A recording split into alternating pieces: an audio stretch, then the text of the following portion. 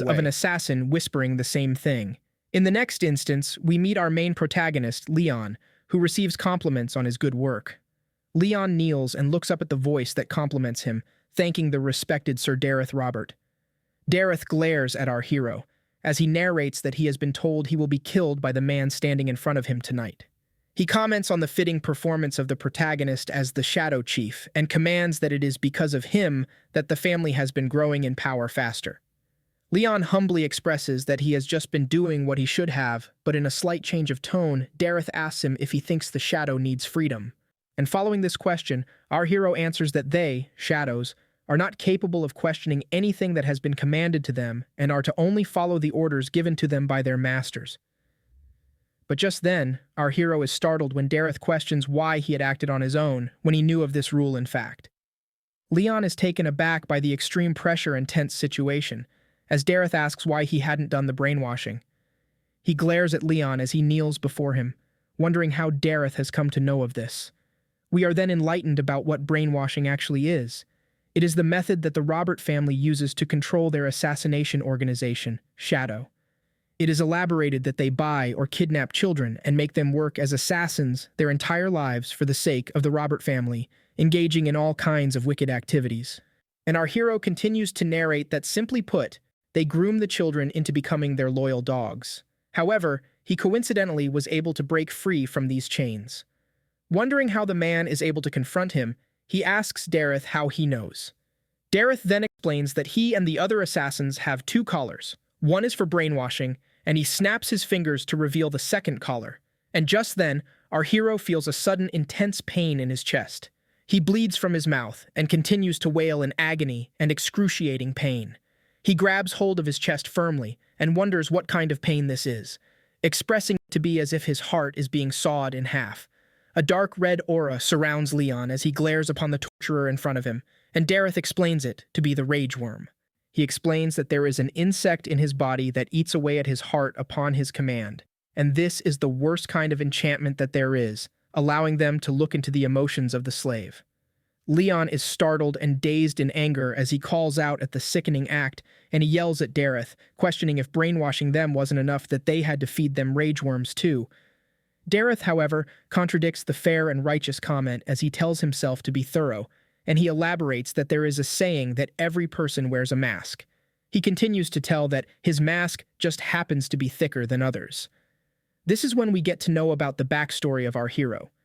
Leon says that he was kidnapped at an age he does not remember, and he was raised as the Robert family's hunting dog. He soberly expresses that he was the head of the Shadow and lived his life without any emotions or a mind of his own. He continues that coincidentally he was able to learn a breathing technique called the Fire's Ring, and to prove that this was the divine skill of the best swordsman. He broke free from the brainwashing. But he expresses that he thought he would be met with freedom, yet he wonders why he has had to meet with death instead. He dwells into deep despair as he questions his life and wonders what kind of sins he has committed to die such a meaningless death. However, just then, something flares up his spirit and he picks himself up, gritting his teeth and determined that this cannot end like this. He stands up, startling and surprising Dareth, who asks how he can even stand up in such a state. Dareth's eyes glow and he glares at his opponent, preparing himself to attack. He is determined to take his arm or even just inflict a small injury. Our hero bravely leaps forward and approaches his torturer, screaming in full spirit and fury, expressing he won't just die so pathetically. Dareth sees the wrath of the slave approaching him, and he immediately raises his arm to counter. He slashes through our hero's body in just an instant.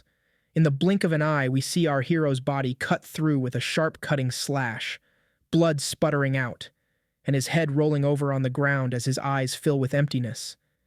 Dareth stands before the corpse of the dead slave as he contemplates that he thought he had prevented everything, but he is surprised that the slave has undone the brainwashing and even attacked him through the pain of the rage worm. He then makes his leave and notices a small cut on his hand, wondering when was the last time he was injured. He is annoyed at being bitten by his own disposable hunting dog. Other assassins and caretakers make their way instantly to the scene as Dareth calls them to take care of the mess. Just then, we see that our hero has not yet given up, his eyes still glaring at the torturer, stepping away in disgust. He contemplates the fact that Dareth is the strongest, and there was no way he would have won against him. Our hero dwells in despair and hopelessness as he slowly lets go, thinking that there is nothing that he could have done.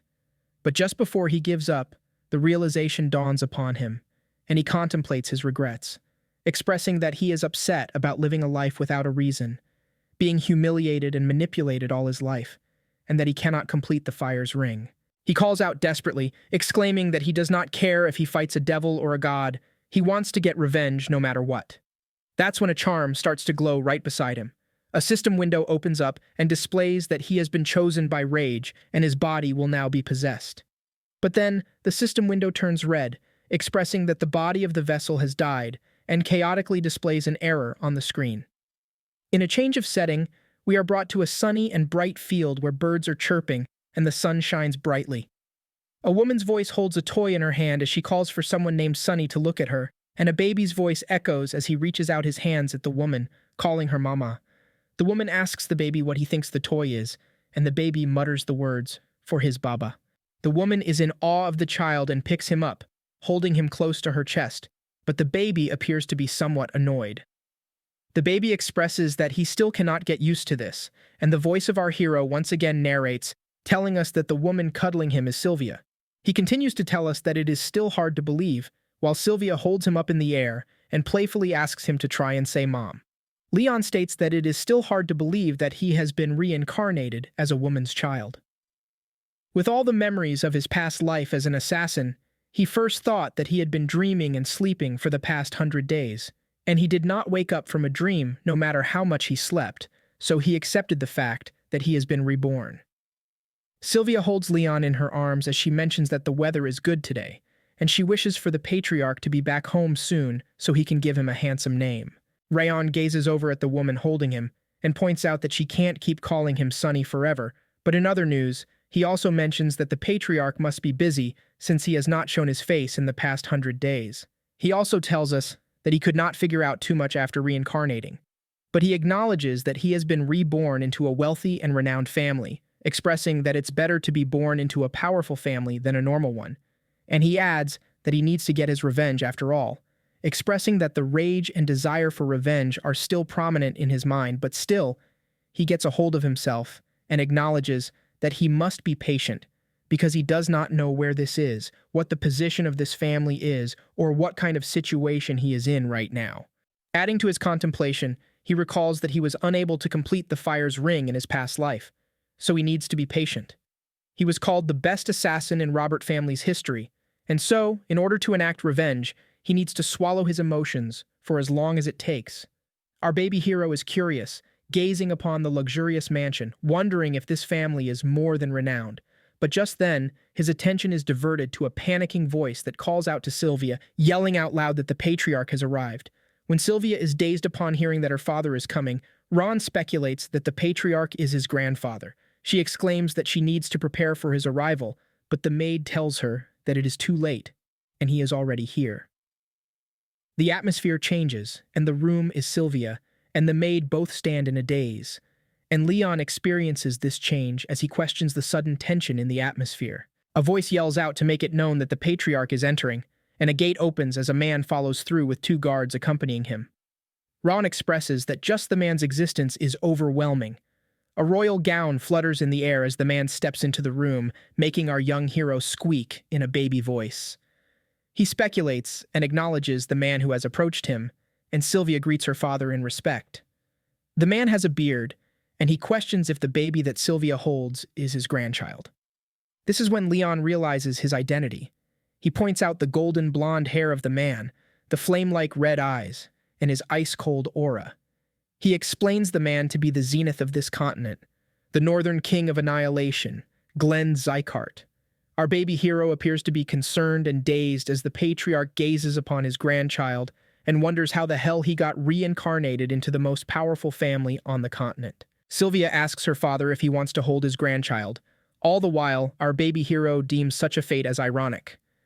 Glenn, the esteemed patriarch of the house, exclaims that the baby will be named Leon, suggesting that the meaning of the name is to live like a shadow, as if the warrior is there, but also not there. Ron's baby eyes widen at this statement. It's hard for him to process how he was given the same name as his past life. Night falls upon the land eventually, and moonlight shines through the room as Rayon pretends to be soundly asleep in his cot. But actually, he is wide awake and wondering if everyone else has gone to sleep. He sits up and contemplates the fact that after 100 days, he now finally has his chance. He elaborates that he was always sleepy. Every time he would wake up, Sylvia would always be by his side, ready to cuddle him up. That didn't allow him to use his mana, but now, finally, he is able to sleep in a separate crib. Sighing in satisfaction, he expresses that he should get started. He sits upright, crossing his legs to perform a certain stance, calling upon the fire ring ability. Our baby hero explains that this continent's normal training method uses breathing styles. Rayon absorbs nature's energy and gathers the aura in the energy core. However, he adds that the fire rings he has obtained use a different path.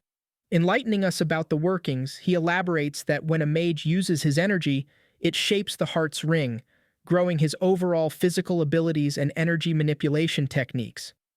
Because of this, he mentions that this type of breathing technique is the best to become a perfect martial artist. Moreover, this sort of breathing technique has the advantage over transcendents like Derev, who don't know its full capabilities. And so, he expresses that by using the fire's ring, one can grow their mentality and body. He desires that if he can make the Zygarde's swordsmanship his own, defeating and enacting revenge upon Derev won't just be a dream. Realizing himself, he is skeptical, but he points out that it's because of such a premature body, filled with freezing energy, that his body felt cold even after sleeping for more than 20 hours. He closes his eyes to analyze how many places are blocked, realizing the number to be 9. He concludes that at this rate, he is going to die due to his circuits being blocked by the cold. He knows that he needs to break through them, using the fire's ring, but he expresses that throwing away such highly pure cold energy is a waste, although he questions if he can fuse it with the fire's flow and circulate it throughout. Some time has passed, and our baby hero has concluded his training. Although he thinks that it is slow, he is still making very good progress. Just before he decides to move on to the next stage, he feels a bit agitated. He acknowledges that his body is tired, questioning the stamina of this premature body getting tired after such little training.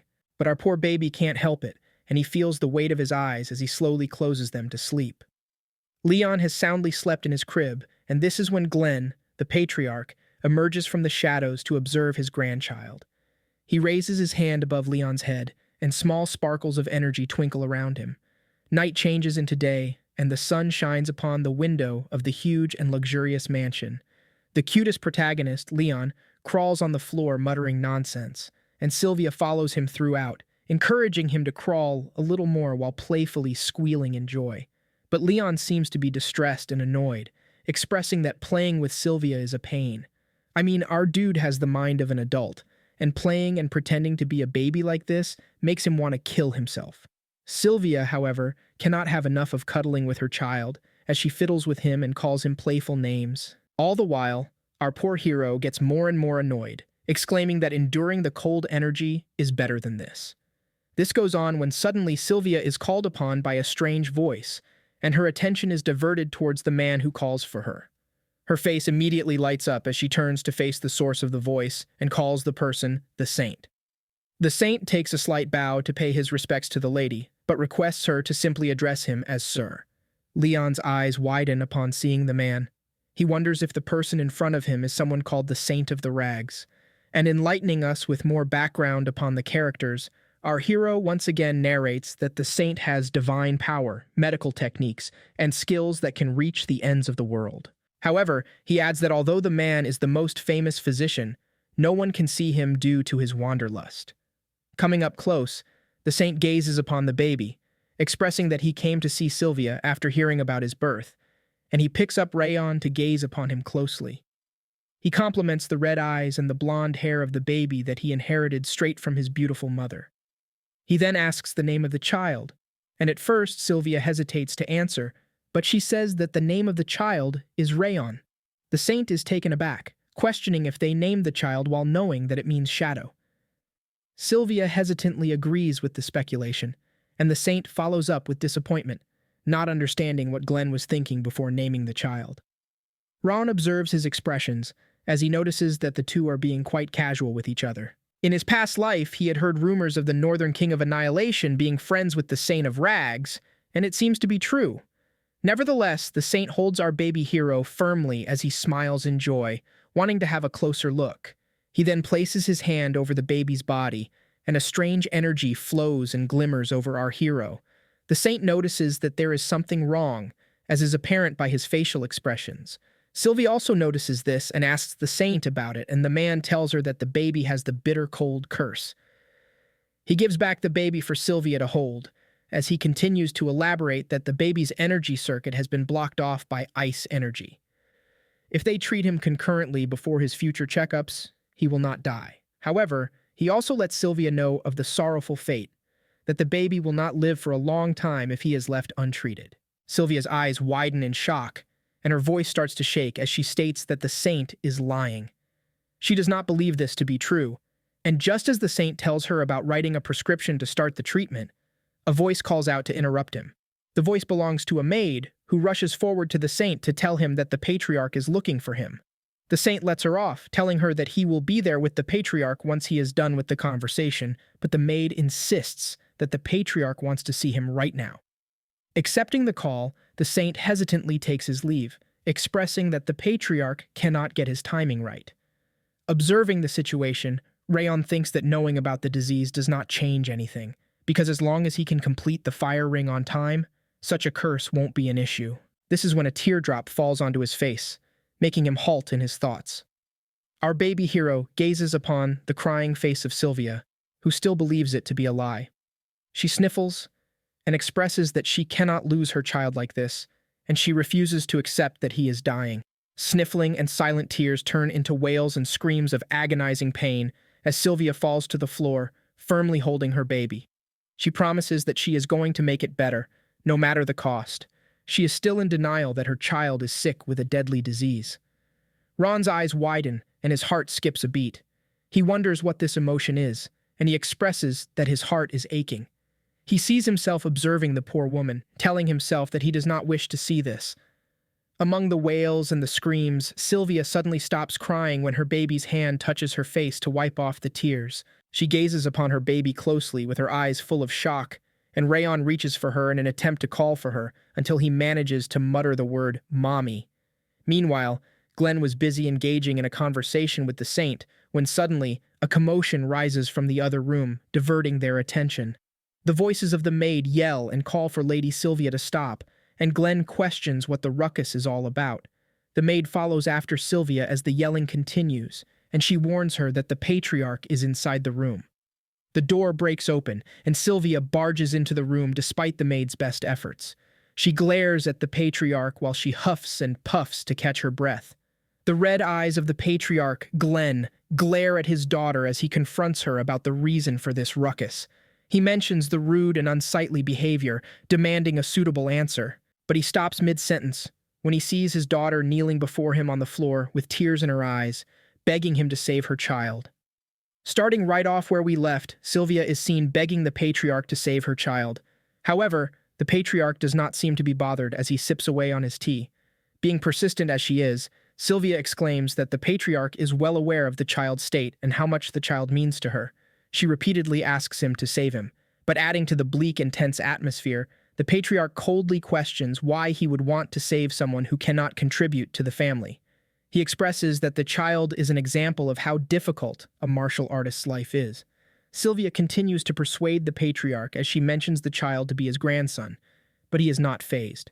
The most he can do for the child is to give him the Zagart name, and he asks his daughter to be thankful that he is being generous, even with such an offering. Of course, Sylvia's tears do not appear to stop as she wails and screams for her father. The cruel man then asks the guards to take her away, and the brutish men drag her out of the room. Sylvia's screams and wails can be well heard across the mansion as she desperately shouts at her father to save her child. The cries do not go unnoticed because the Saint observes this commotion. He sighs in disappointment and calls the Patriarch stubborn. This is when, in a shocking turn of events, the Saint questions what the Patriarch plans to do now when he has called him to look upon his grandson's condition. The Patriarch overlooks the confrontation and quietly sips on his tea, asking the Saint to give the details. He continues to do so, saying that as Rayon grows, the condition worsens with his age.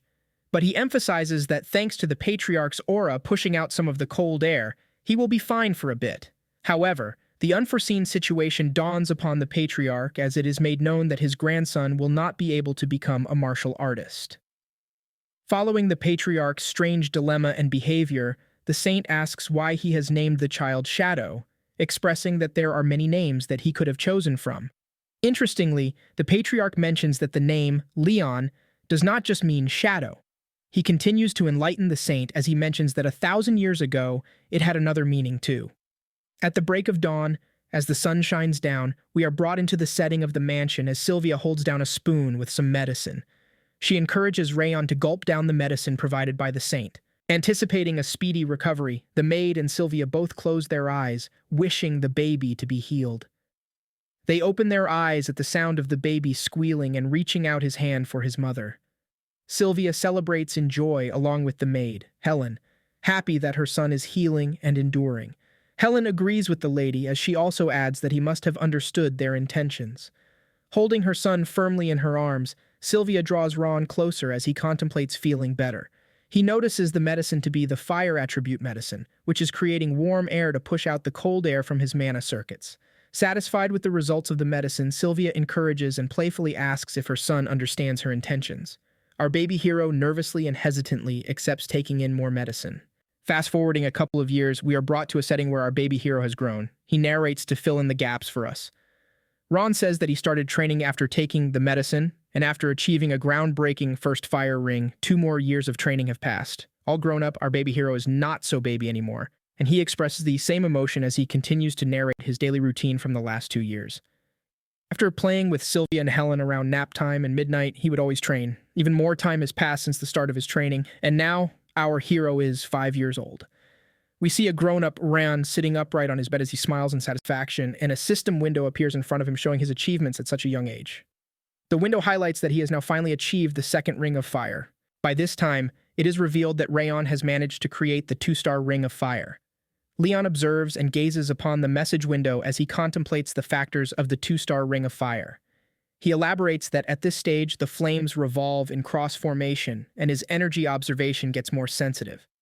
The deep contemplation and celebration are, however, interrupted by Helen, who calls for Rayon, expressing that he is up early this morning. She asks if she can take his laundry, and Ron approves. He observes Helen work her way through his laundry, as he realizes that she cannot see the message window appearing before him. And now we learn, as Ron tells us, that the message windows first started appearing when he obtained the 1-star fire ring.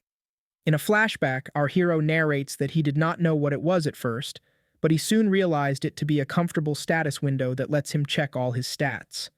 He also mentions Helen's strange reaction when he first started interacting with the window. He expresses that it was evident that the message was only available to him. Continuing the deep contemplation, Rayon expresses that although he has now achieved the 2 stars, his low stamina and the bitter cold curse remain. He strokes his chin and points out that improving like this would not have been possible if not for the fire attribute medicine. Dwelling back on past events, he expresses that during these 5 years, Helen and Sylvia, along with everyone at the annex, have been looking after him diligently, taking care of him like a prince. Rubbing the back of his head, he believes all this prince's treatment must have had an influence on him as well. But it soon dawns upon him that he still has a lot of time left, and he is only yet 5 years old. He then contemplates his condition, elaborating that the curse is a problem, and so is the low stamina, which work together to get in his way if he tries to move even a little bit. However, in his past life, he was known as the best assassin on the continent, and he had learned the greatest technique of the Ring of Fire. Our hero draws a ball of fire that revolves and hovers in his hands. He plans that once he completes the Ring of Fire, using his past experiences, the weaknesses will soon be gone forever. He adds that upon learning the Zygarde's swordsmanship, he will be able to slay Dareth's neck. But as Dareth is one of the strongest transcendents on the continent, Rayon knows that he won't be able to keep his mind stable if he goes insane from revenge. He concludes that, even if it's slow, he needs to gain the power and finish him off when the opportunity arises.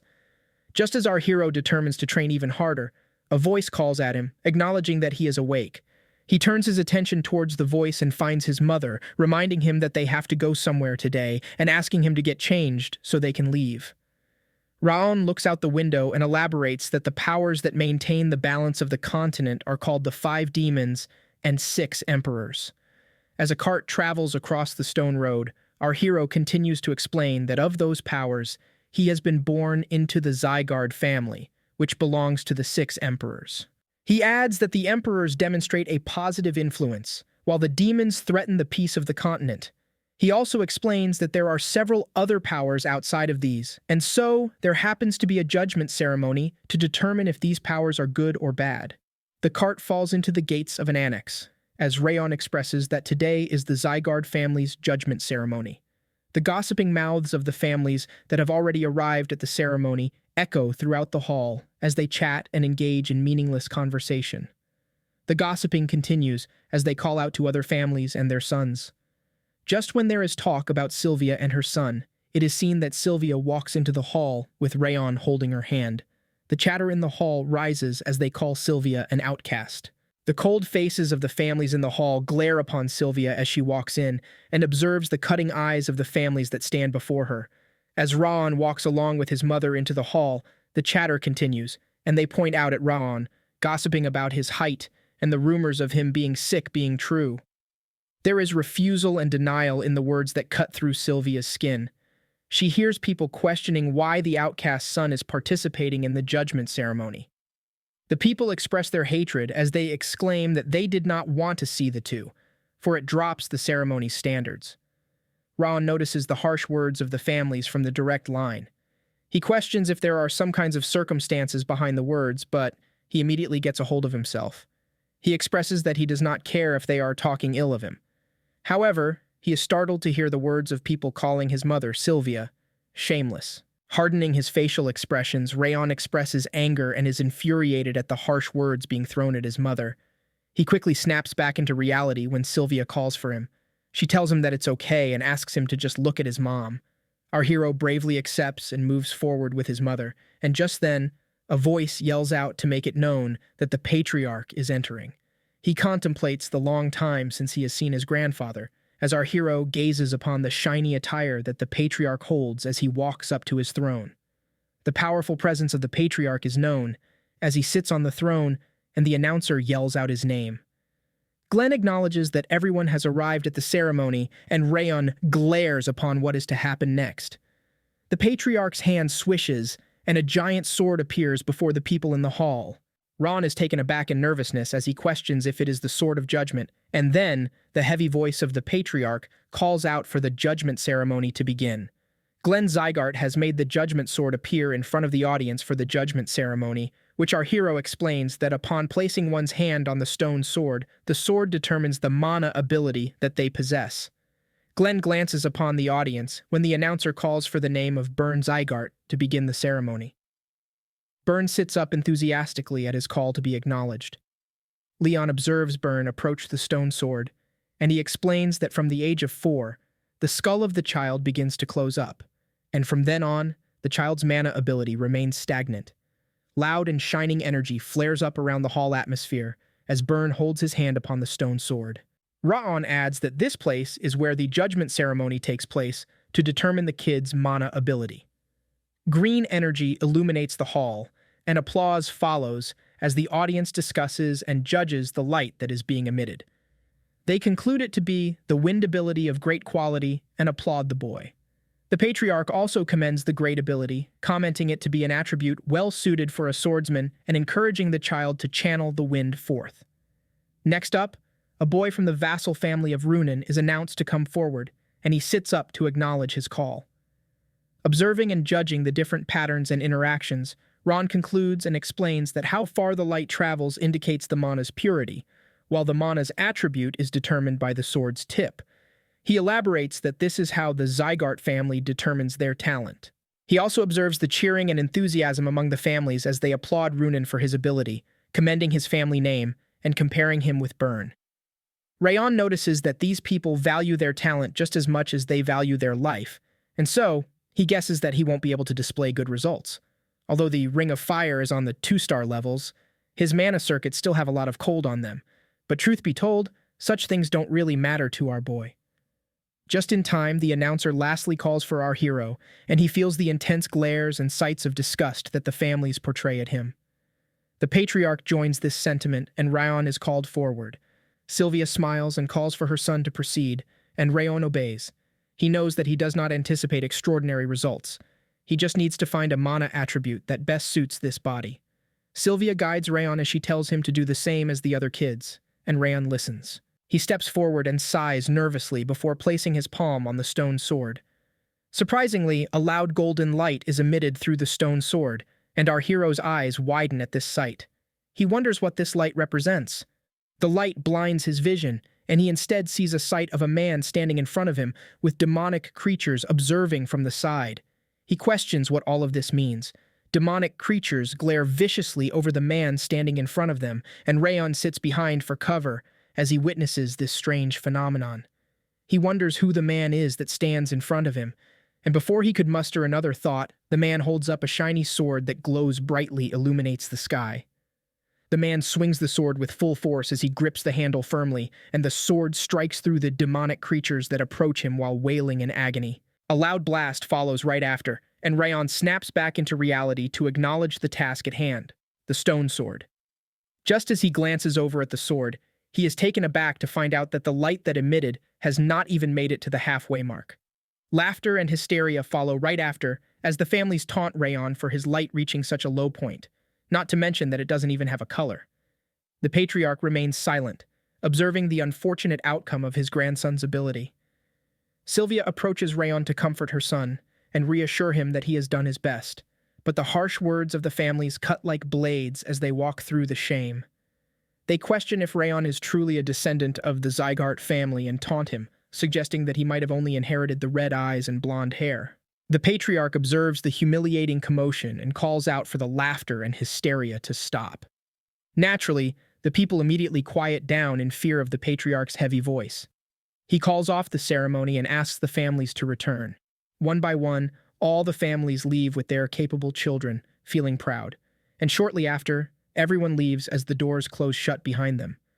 Glenn sits on his throne in disappointment beside the stone sword, towering high in the hall. He calls for his warrant, mentioning that it can't be helped for his grandson. He dwells in regret over the incident, when suddenly the golden light shines and illuminates the hall once again. His eyes widen at the unforeseen sight. The golden light flares and blazes through the hall, forcing the patriarch out of his throne to acknowledge the might of the light emitted from the stone sword. He recognizes this golden light. It's the signature aura of the Zygarde family's first patriarch, which displayed transcendental firepower that could melt even the flames of the demonic realm. Gazing upon the book to find enlightenment, Glenn, the patriarch, elaborates on the golden mana and golden flames, mentioning it to be a one-time occurrence throughout the history of the Zygarde. He reads of the mana of dense golden light, which is blindingly beautiful and radiantly shiny. This is when the realization dawns upon him, and he notices the golden flame-like light emitting from the stone sword to be the golden flame aura. His eyes widen at the shocking sight. At this point, all he could do was stand there in a daze, nothing more and nothing less. Abruptly switching settings, we see our hero grow twofold since the last time we saw him, once again gazing upon the message window to take a glance at his stats. He reaches out his finger at the screen, wondering if it is time for him to reach the 3-star Ring of Fire already. Narrating over the scene, he tells us that 7 years have already passed since the judgment ceremony, and he has now turned 12 years old. He explains that with consistent training, he is now at the doorstep of reaching the 3 fire rings. His tolerance for water attributes has also risen to being 2 stars, so the coldness in his body has disappeared, improving since it first started, but still rendering our hero unable to move. Moving forward in the present, Rayon plans to begin training soon, when suddenly, Sylvia's voice calls at him, and she approaches him to ask why he is not ready for the occasion yet. She asks him to leave quickly before they get late. Rayon obediently agrees with his mom, and contemplates the fact that the second judgment ceremony has come to face him once again. He annoyingly exclaims that he will have to see those bastards from the direct line of families. The concept of time in this universe really is twisted, because we are once again brought back to the judgment ceremony hall. The voice of the announcer commends the last family competitor and calls for the judgment ceremony's end. Ron wonders if it is because it's the judgment ceremony of the indirect bloodlines today that the ceremony has ended earlier than expected. This is also when the patriarch calls for his name. And acknowledging the patriarch, Rayon addresses his call. Glenn confronts Rayon for not responding to the basic training orders that he has been receiving for the last month, but our hero is confused and dazed at the sudden confrontation. He does not know what the patriarch is talking about. Just then, Sylvia walks in to address the concern, pleading that Rayon still has a lot of cold energy left in his body for him to endure training. She exclaims that he is different from other children. Raon, on the other hand, is taken aback at the fact that his mother knew of this, but not him. Despite Sylvia's desperate attempts, the patriarch coldly denies to entertain any such thoughts, emphasizing that this is the Zygarte's land and there are no exceptions for the one named in the Zygarte family. He expresses that if one cannot walk, they must crawl in order to train. Sylvia continues her desperate attempt, and her voice shatters down as she pleads the patriarch for a bit more time. But once again, the patriarch does not like to play around.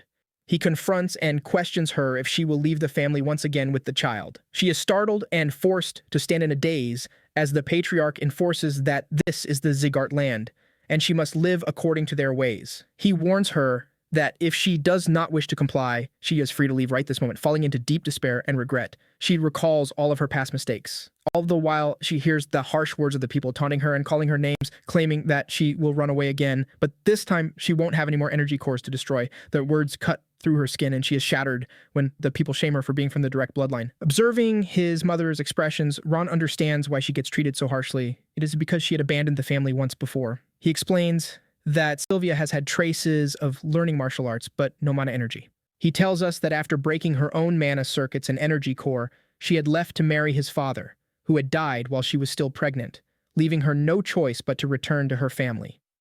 Ron understands that a member of the direct lineage that had left on her own and came back crawling would be treated poorly. However, he steps up in front of the patriarch, making his emotions of anger clear. Now he is her son, and he cannot watch her mother get treated so harshly. Looks like a confrontation is imminent, but will our hero's grandfather actually show him mercy for standing up to his mother? In spirit and determination to protect and shield his guardian, Rayon walks up the hall to confront the patriarch. While Sylvia desperately calls for him to stop this madness, she yells that she will fix everything once again. Denying his mother's wish, Rayon walks up in front of the patriarch and sheds light on the matter. He expresses that, as the patriarch has ordered, he will begin his training next month. Seeing the bravery and determination of our hero, the current martial hall master asks if he was not made aware of this training lease. He expresses that even if he wasn't, he should not pursue the training with his current condition, as he is still sick. He presses that Leon should give it up.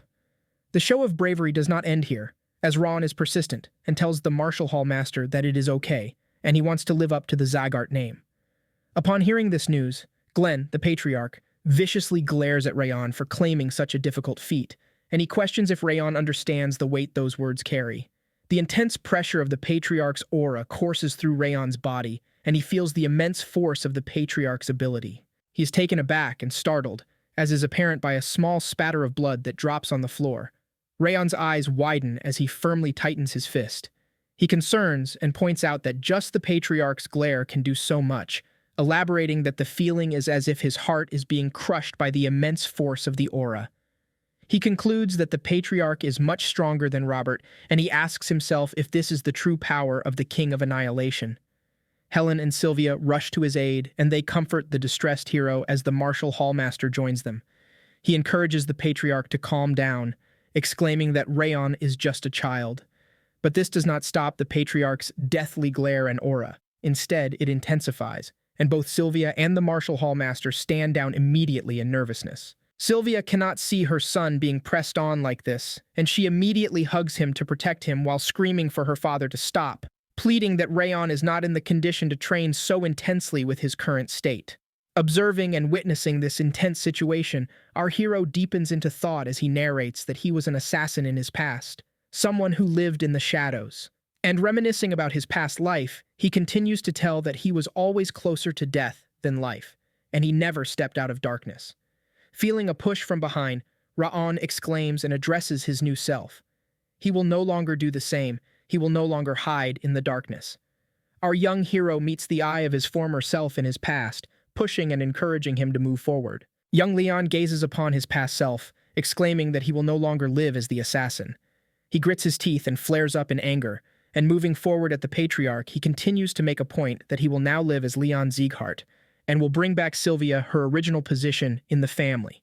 Yelling at the patriarch, Leon confronts him as he tells him that he was raised in a separate building of the residence, and he does not know how high in the societal ranks the Sieghart family is, so he suggests that he would like to learn that through training.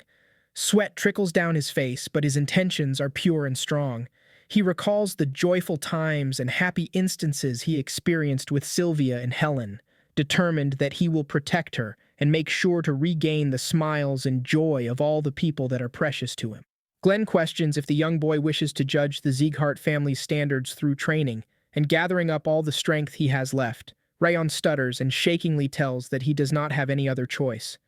Breathing heavily and attempting to catch his breath, Ron stands before the patriarch as he tells him that he will need to have the instructor prepare accordingly as not to disappoint him. Just hearing these words, Rayon calmly lets go and slowly falls to the ground with Sylvia and Helen rushing to his aid.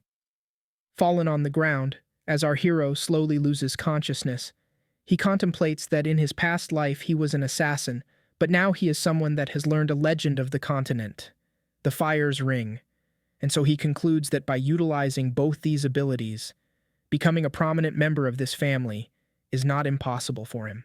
Before finally letting go and submitting to the weight of fatigue catching up to him, he tightens his fist and exclaims that he'll show them all how strong he'll become. A change of setting now takes us to the training grounds, where swords clank with each other as the children train and spar with each other while an instructor observes their moves. We are then introduced to the intermediate martial hall master, Karen Sieghart, who questions the claim that the boy was too weak to even properly move. A nervous messenger reports to the martial hall master as he elaborates that many maids have overheard the conversations between the saint and the patriarch, and it is definite that the boy is suffering from a serious illness. Karen deepens in thought as he recalls that the boy's body was definitely in a bad condition when he saw him earlier today in the judgment ceremony and all the other times he's seen him, but he wonders how the child was able to withstand his father's aura. Concluding his contemplation, he recalls that Sylvia was known to be more talented than anyone else. Following his deep thinking, he calls the messenger to place a maid in their building and to do so as quickly as possible. The man obeys and agrees to do so. Our hero is seen sprinting over grassy fields as Sylvia chases him down, pleading that he does not push himself. He's determined as he runs faster and faster, while Karen's voice still echoes, and he exclaims, asking the messenger to have the planted maid report everything that happens there. Chanting the name of the respected patriarch, the secretariat guards salute and make way for him as he walks down his path into the annex. A mysterious man with long red hair and pointy ears lies comfortably on a couch, his face hidden by a hat. The patriarch approaches the man and addresses him as Lemmer, asking him to stop pretending to be asleep and to get up.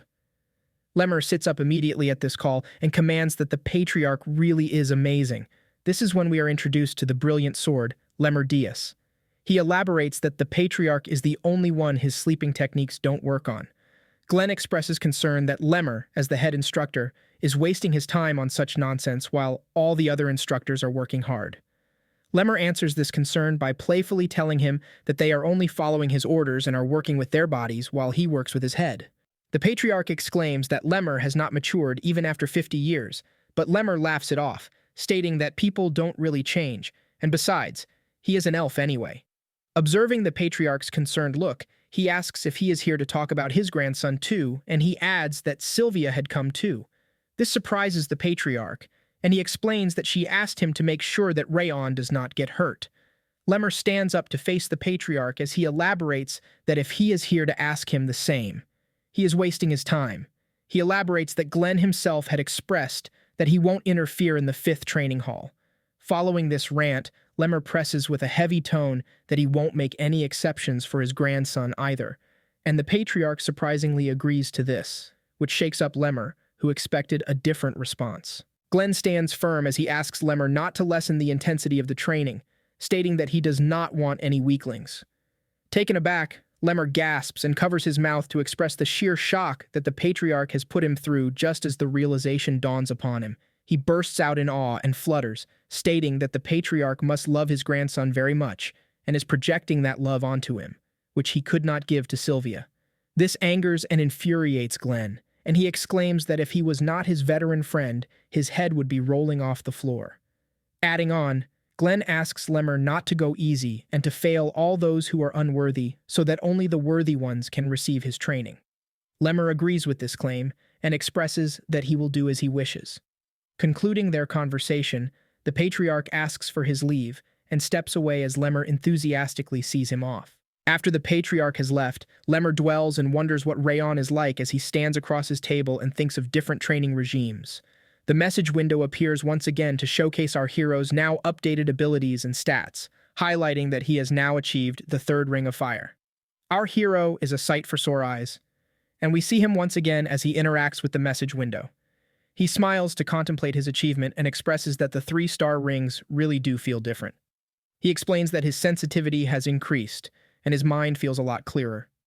Recalling where we left off, he sees Sylvia helping him up as she scolds him for pushing too hard on the first day. Narrating over this memory, Ron elaborates that thanks to Sylvia stopping him at the right moment, his body is now becoming more flexible. He gazes upon the message window to tell that this magical status window is also quickening the growth. But this is not the right milestone for him, and he expresses that the Zygartes training is infamous for its difficulty. He exclaims that just being a 3-star fire ring is not enough, and adds that he needs to have a good foundation to be able to build tall buildings and survive. He imagines himself as a commandant in the Zygartes family, as he continues to state that he will excel more than anyone else, so that all the guys who have mocked him will shut up. And then he empathizes with the heavenly swordsman, Dareth Robert, determining that he will not rest easily until he has slain him. However, just then, our hero is snapped back into reality when a voice calls to him. He looks over to find Sylvia, his mom, calling to him and asking why he is still up. She sits across from him on his bed, and upon questioning by Rayon about what she is doing up so late, she mentions that since he is going to the training hall tomorrow for training, she wanted to talk to him before he leaves. She gazes upon her child and questions, "Must he really go?" She comes clean and reveals that she does not want him to go. She elaborates that Rayon does not express when he is hurting, adding in concern that he might get injured or hurt badly. Persistent as she is, she exclaims that she actually wants him to go, but she cannot help the concern as she voices it and asks him to postpone his enrollment to next year.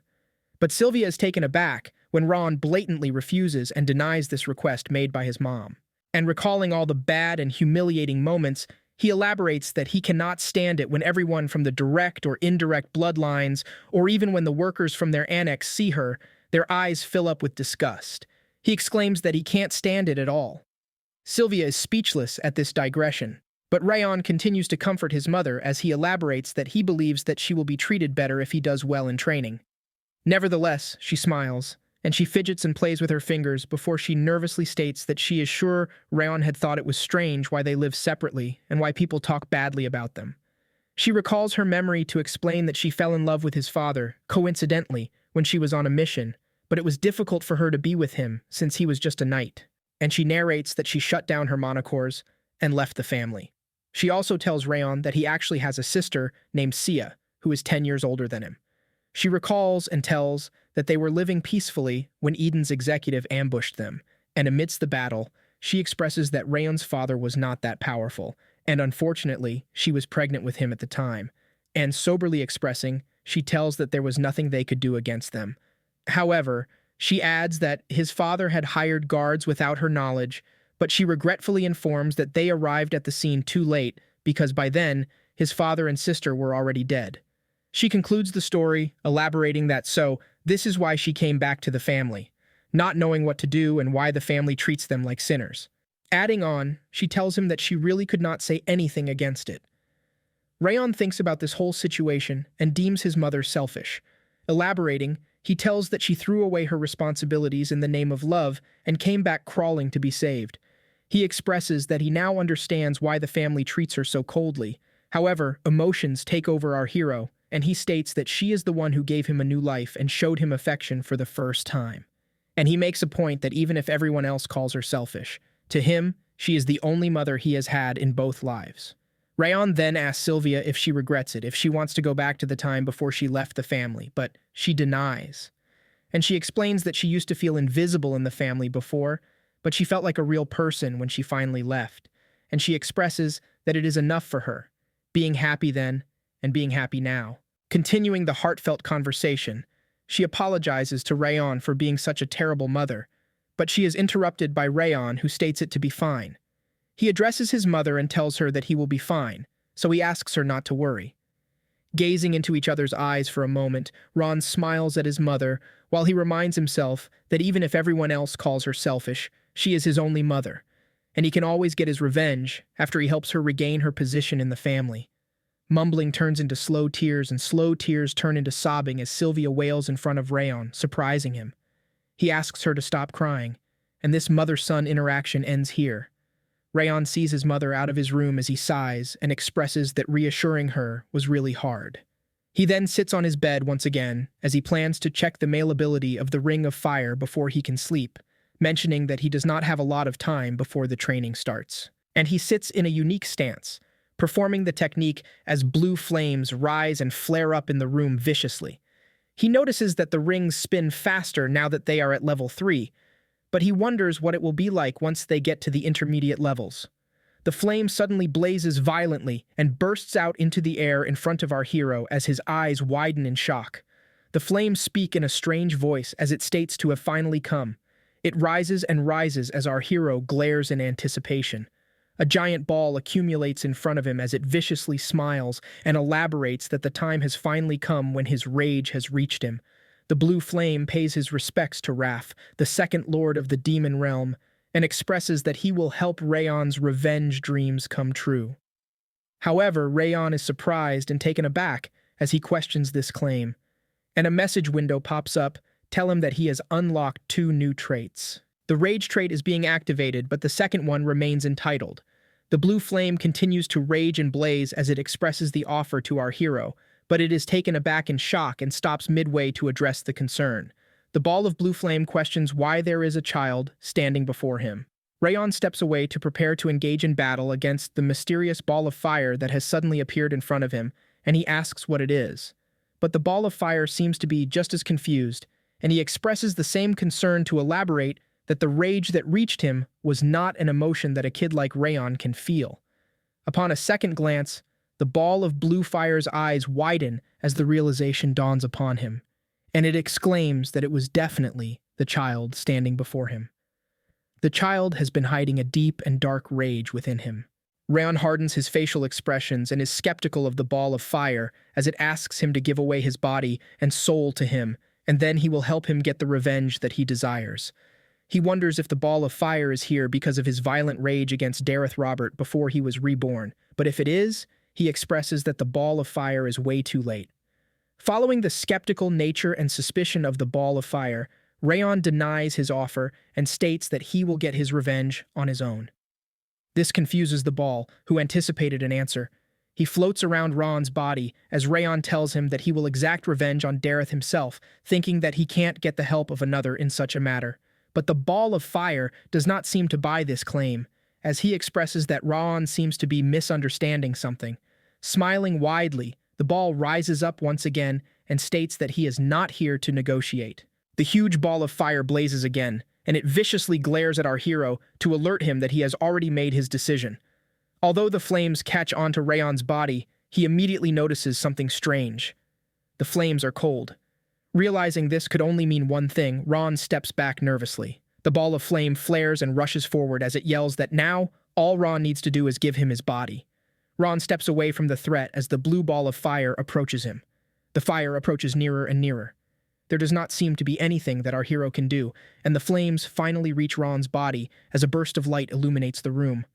Following the strange interaction, he does not seem to be feeling too well as he grabs hold of his chest firmly. His eyes widened in shock, and he expresses that he feels as if his mind is going to freeze over. He wonders if it is the attribute of cold that is causing this strange and uncomfortable feeling. A mysterious and vicious avatar dawns over Rayon, as its heavy voice instigates him to think of the person to bring up the rage, and he will kill him even if it is a god. Shivering and shaking, Ron rubs his hands over his arms, curling up into a ball, as he expresses that he is able to endure the attack somewhat thanks to his water attribute tolerance ability, but he realizes that this attack is not just cold. Adding on, he elaborates that the mysterious entity is consistently stimulating his rage. Awful and torturous moments from his past life constantly replay in his head as he's reminded of the pain he has endured and the days he has spent in torment. The mysterious man hollows over near to our hero's ear as he exclaims that he will break the man's skull and eat up on his flesh, and so Rayon gives up on his body and lets the man take over.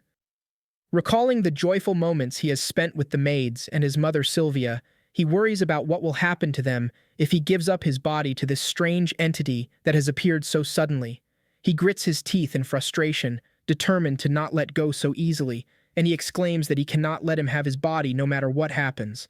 The blue ball of fire has once again appeared before our hero as it hovers over him, and continues to persuade him by saying that it would have been easier for him to give in to his rage and accept the entity, but he is just holding on for no reason at all. He exclaims that he was going to minimize the damage since he was going to use his body, but our hero leaves him no choice. It expresses that it will just swallow Rayon whole without waiting any further, and it seems like the situation is worsening. It's apparent by the look on Ron's face as he attempts to catch his breath, and he expresses that it feels like his body is going to break into pieces. Passing on to dear life, our hero expresses regret, realizing that he is almost at his limit and he'll end up dying at this rate if he does nothing at all to survive. But just then, something clicks in Ron's head as his eyes widen and the realization dawns upon him.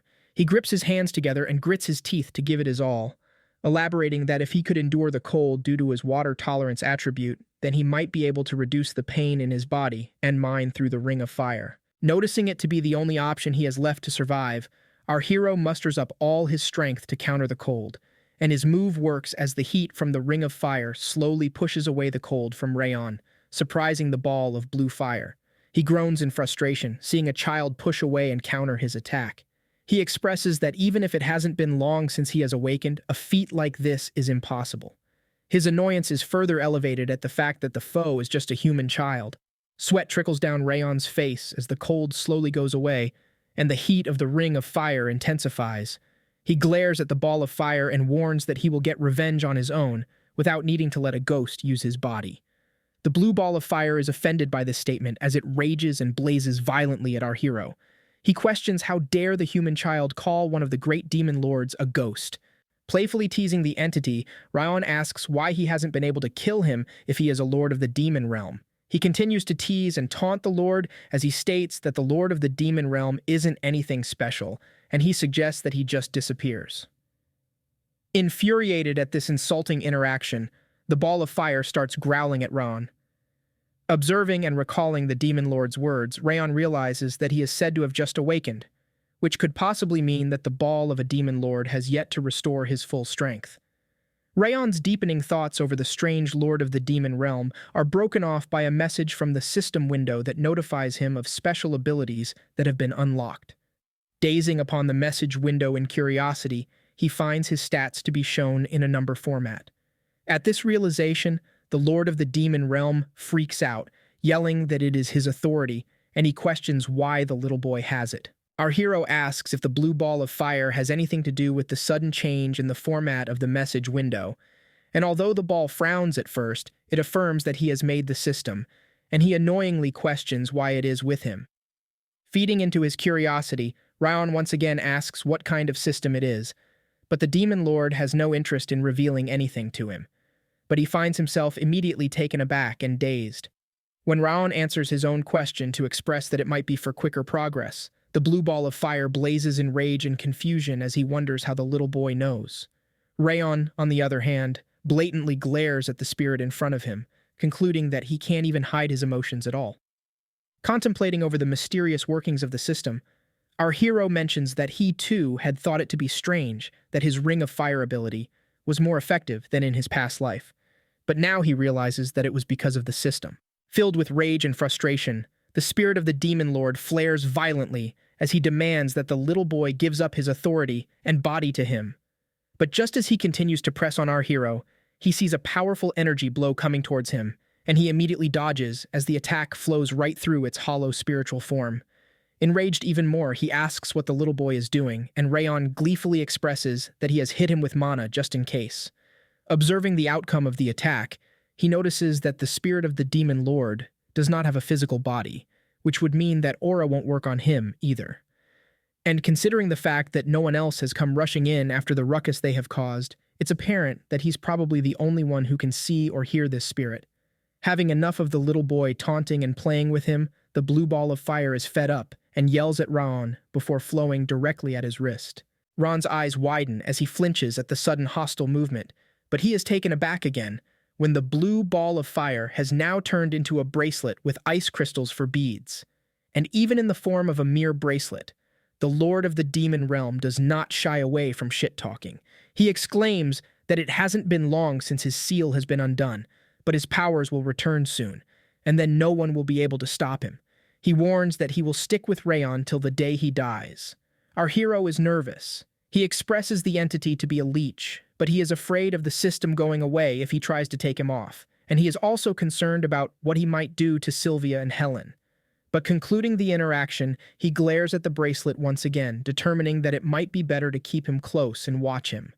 He will just restrict him and hope that he grows stronger fast enough before him. Bothered by the look of the bracelet, Rayon asks why the spirit had to take the form of a floral bracelet, exclaiming that it does not look good on him. The spirit frowns and yells at Rayon to respect his taste, and what can Rayon even do at this point? Which is why he just sighs. The sun brightly shines over the morning ground, and Helen and Sylvia are seen waiting in the grand hall of the annex. Sylvia is worried for her son, while Helen consoles and comforts her, assuring her that the young master will do well. That's when Rayon finally comes down from his room. He calls out that he is ready, and Sylvia and Helen immediately glance over at our young hero walking down the stairs. He smiles and expresses that he will now be going to the training hall. Our hero leaves the annex for his big day at the training hall, and Helen can't help herself but worry for her young master as she asks him not to push himself too much. Ron affirms her concerns and takes his leave, pointing out Sylvia's sad and gleeful face. Helen asks her if she's going to see off the young master with such a face and make him sad. She listens to her words as she crouches down to hold her son and tells him that she believes in him. Ron smiles at this beautiful gesture from his mother and shares the same sentiment as he affirms that he won't push himself too hard and won't give up if it gets too difficult. Saying this, our hero takes off to achieve his dreams as he waves to say goodbye. Sylvia still can't help herself as she glares at her son leaving her side. She asks Helen if she thinks he will be all right, and she comforts her, telling her that he has gotten much better, so much so that he might even pass the training. Not being able to take her eyes off her precious son, Sylvia expresses that Helen is right, but she still cannot let go of the fact that Rayon is different from other children. A few moments before the great send-off, we see Sylvia hugging the young master, as Helen notifies her that the instructor assigned to him is the best in the Zygarde family. She comforts her once again, saying that Ron has been trying really hard recently, so she is sure that he will be able to make it. And Rayon shares the same determination, as he repeats Helen's words and tells his mom that he won't get hurt, staying true to his promise. He asks her not to worry. But Sylvia, being a mother, can't stop crying as she holds on to her dear son. Ron expresses that he will stay true to his promise and make sure to keep himself safe. She recalls her son's words, asking her to trust him, and she holds onto her chest, calling for her son as he walks away. Shaking and trembling, Sylvia is in despair. She does not want her dear son to leave her. Exclaiming, she asks him to come back safely, while Helen comforts her to get a grip. The training grounds have been set for training as of now, and we are finally brought to the 5th training hall of the Zygartes. Numerous young participants walk up the walkway into the training hall as they converse to ask where they are from. A group of 2 siblings, in particular, are seen walking as they smile and mention that their father and mother told them to get into the top 10. Walking among the huge crowd of aspiring martial artists is our hero, Rayon, and he is also a bit surprised to see the number of people present. He elaborates that it's not just people from the Zygarde family's direct and indirect bloodlines, but also recommended students from the vassal families and outside. Having a look around, he recalls that according to Helen, there are a lot of people this year, so the 6th training hall is also helping out. This is when he overhears students chuckling and whispering about calling and pointing fingers at him. He looks over his shoulder to find students laughing and whispering as they make fun of him, expressing that he looks weak and fragile. The students also make fun of the floral bracelet, calling forth the spirit of the blue ball of fire as it enrages and flares violently in question at the insult. Rayon walks calmly up to the two kids as the blue ball of fire flows around them. He exclaims that the kids are parasites that do not know humility, and he will rip out their eyeballs and crush their spirits if they don't shut the fuck up. Instead of buzzing around like mosquitoes, Rayon wants these brats to say everything to his face. This unexpected confrontation shakes up the students as they immediately turn back to face Rayon. He confronts and asks the students if they do not know the saying of not speaking ill behind someone's back, especially if they cannot say it to their face. The kids are taken aback in fear as they mumble to point out that Rayon is degraded to living in an annex, and he isn't even from the direct bloodline. But he will not be fazed by the harsh words as he simply mentions that the students, too, are from the indirect bloodlines, which does not give them the right to question how he dares to confront them. The students snap and are enraged at Rayon talking back at them. They exclaim that such is the tone someone uses when they're talking to a person below their own rank. And in a fit of frustration, one of the kids rushes forward to grab our hero by the neck as he cocks back his fist to attack. Raon also prepares to fight back. His eyes start to glow red, and he glares at the opponents before him. In the next instance, a voice yells out to stop the fight, and the kid stands down immediately, concerned about the consequences. Another kid walks up to them, saying that the training is starting soon, and points out that this place has outsiders visiting too. He questions if the students plan on shaming the Zygarde name. He is introduced to be from the direct bloodline, Baron Zygarde. Baron faces off against our hero in an intense stare-down as the two students stand beside him in shame and apologize to the boy of the direct lineage. The arrogant boy crosses his arms to mention that our hero is still not aware of his place. He exclaims that Ron is nothing more than dust, telling him to stay low if he doesn't want to get kicked out of the annex. Following the confrontation, Baron recalls the time at the judgment ceremony, pissed that Rayon getting the Patriarch's attention was just pure luck, and he just used the situation to his advantage. Baron scoffs and frowns, concluding that a loser like Rayon will definitely fail the training. Our hero observes as Baron walks away, asking him to leave if he is not going to behave, also mentioning that he is not going to pass the training anyway. But before Baron can leave, Rayon points out that he has heard enough of his nonsense. This startles him as his eyes widen in question at the unexpected statement. Baron immediately turns his head at the disrespectful child, and our hero continues. He insults Baron for his arrogance, claiming that the only thing going for him is the fact that he's from the direct bloodline. Aside from that, Ron warns him that he has no right or authority to talk down to him when he's not even a trainee. He then taunts him even further by saying that he might actually be able to do something if he goes and complains to his father like a brat.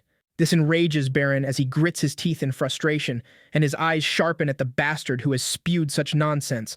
But before he can do anything, a door bursts open beside the two growling beasts, ready to kill each other. Out comes the red-haired elf, who stares in amazement at the two kids already fighting even before the training has begun. Rayon immediately recognizes the man to be the Zygarde family's brilliant sword, Lemur. He recalls that Lemur had retired because his energy core had been destroyed. He glances upon the sudden appearance of the man, expressing that he did not expect him to be here. Meanwhile, Lemur joyfully asks the kids to hold off the fight until at least the entrance ceremony ends. And obeying the brilliant sword, Baron walks away quietly as he scoffs. Moving forward, the entrance ceremony has started as all the students stand in line in front of a stage, where Lemur welcomes them all and joyfully introduces himself to be the head instructor, who will be in charge of their training. Pointing out the number of candidates to be 160, he expresses that it's way too many. And so he says that he will cut down the numbers with a series of tests. In fact, he clarifies that the number will be cut down to a quarter. This sparks confusion and astonishment among the crowd of students as they question this absurd claim. But Lemur elaborates that he prefers to only keep a small number of elites and not bother with the riffraff. Spiking in anger, the Lord of the Demon Realm yells out to call the brilliant sword an arrogant bastard, threatening to cut down the Elf-Seers if he dares to look down on him. Ron desperately tries to shut him up as he strikes down on his bracelet. Lemur casually sits and rocks on his chair upon the stage as he expresses that his word is considered law on the training grounds. If anyone has a problem with what he has to say, they can take it up with the Patriarch. Following this warning, he asks to begin the tests right away. He points out at the students, telling them to immediately start running. This confuses the students as they at first question this absurd test, but later they rush away as they compete against each other diligently. Lemur cheers them on as he shouts that the basics of martial arts are physical strength and mental power, encouraging them to run as fast as they can. Sprinting before the other students, the spirit of the blue ball of fire appears in front of Rayon to express his concern. It wonders why Rayon is all the way in the back when he should be aiming for the front, but Rayon elaborates that it's not a competition and he does not need to get past the other guys. Rayon knows that Lemur is observing, expressing that he looks into others' potential and temperament, and he won't be judging based on just what the eye can see. Sweat trickles down his face. He huffs desperately, attempting to catch his breath, and he assesses that the winner in this test is the one who endures till the end. Concluding his assessment, he is determined that he will make it till the end, no matter what. Commenting on the test, the instructors announce that Sir Byrne and Lady Lunan can be seen sprinting at the front. They discuss that everyone is fast, but it is especially so in the case of these two. Another instructor also adds that the speed they are running at isn't their best, so he's sure that they can run for hours on end.